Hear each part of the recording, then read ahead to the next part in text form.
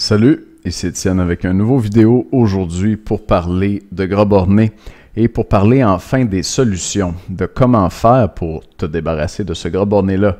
Chez les hommes, le gras du bas des abdominaux qui cache le six-pack et chez les femmes, le gras des hanches, des cuisses, des fesses qui refusent de partir. Alors, cette semaine, on a vu que les trois mécanismes qui font que ce gras-là est borné, c'est qu'il est plus sensible à l'insuline, il y a une mauvaise distribution de récepteurs adrénergiques et il y a une mauvaise circulation sanguine. Donc, comment est-ce qu'on peut compenser pour ça et puis s'en débarrasser?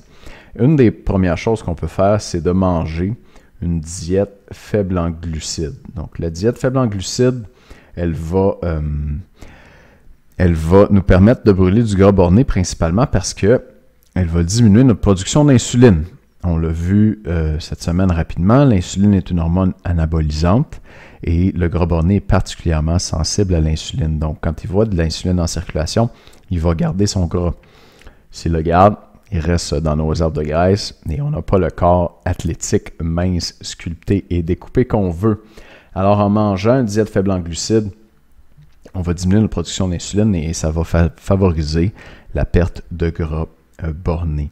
Diète faible en glucides, ligne directrice générale. On se parle vraiment ici d'une diète, ce qu'ils appellent en anglais Very Low Carbohydrate Diet. Ce qui est recommandé par un des experts que je suis beaucoup, qui s'appelle Lyle McDonald, qui est un physiologiste de l'exercice américain et qui est aussi un peu un génie un peu détraqué là, dans le style des autistes ou des Asperger, je trouve. Le gars, il est comme... C'est épeurant comment il est intelligent. Là, moi, je suis intelligent et je comprends bien, là, mais lui, c'est un peu épeurant. En tout cas, lui, il dit, recommande justement pour la perte de gras borné une diète avec moins de 20% des calories qui proviennent des glucides. Il y a un autre expert que j'aime beaucoup qui s'appelle Jeffrey Volek, qui a publié des tonnes de recherches scientifiques et qui a écrit 2 livres sur les diètes faibles en glucides, 3 peut-être même, j'ai lu les 3, et lui, il va parler d'une diète très faible en glucides à partir d'un apport de 100 grammes par jour. Donc 20%, 100 grammes pour une personne de taille et de poids moyen, ça revient à peu près à la même chose. Je préfère le 20%, comme ça, si tu es plus petit, plus léger, ou plus grand, plus lourd que la moyenne, tu manges plus, mais là, tu peux l'adapter davantage à toi.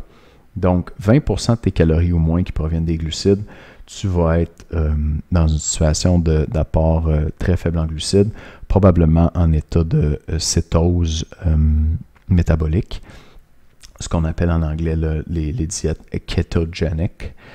En français, on va parler de diète cétogénique à confirmer. En tout cas, tu vas être en état de cétose et dans cet état-là, tu fais presque pas d'insuline parce que tu ne manges pas de glucides et puis ton gras peut sortir de tes cellules bornées. Okay? Donc ça, c'est la première mesure que tu peux appliquer pour faire partir ton gras borné et la quantité de glucides à manger. C'est 20% de tes calories ou moins. Si tu veux un coup de pouce avec ça, on a déjà eu un plan alimentaire qui était faible en glucides. On l'a vendu ces dernières semaines. Je ne crois pas qu'il va être en vente au moment où je vais faire cette vidéo-ci. Mais tu peux nous envoyer un petit email, puis on va voir si on ne peut pas te trouver la page où il est. Par contre, je ne te garantis pas que tu vas avoir le même prix que les autres.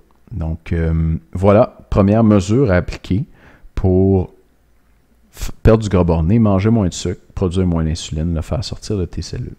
Demain, je vais répondre à la question de Léa qui m'a demandé s'il était mieux de faire son cardio à jeun le matin ou après avoir déjeuné. Et puis, je vais parler davantage aussi de cardio pour faire partir le gras borné. Il y a des façons de faire son cardio pour aider à cibler davantage, à mobiliser, à brûler le gras borné. Et le cardio à jeun le matin, ça peut être un outil intéressant. Je te laisse deviner si tu es mieux de le faire à jeun ou après avoir mangé.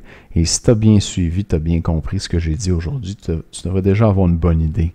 Donc, je reviens demain avec la réponse et le pourquoi. Merci de m'écouter. À demain.